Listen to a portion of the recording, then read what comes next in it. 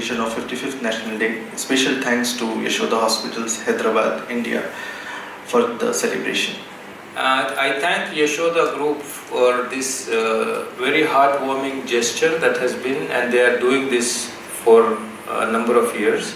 I have been in association with Yashoda. I don't have very much. I think few speakers there wanted me, Dr. Zulfikar and Sheikh from Saham spoke much, but for myself, I always thank Yashoda Hospitals, especially the International Relations Department, for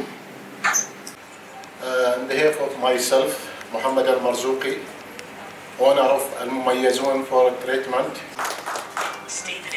Looking forward to Yashoda Hospital, always looking for the betterment of the patient, make up the things much more easier, and whatever the feedbacks is coming to us, definitely we are rectifying, we are going forward.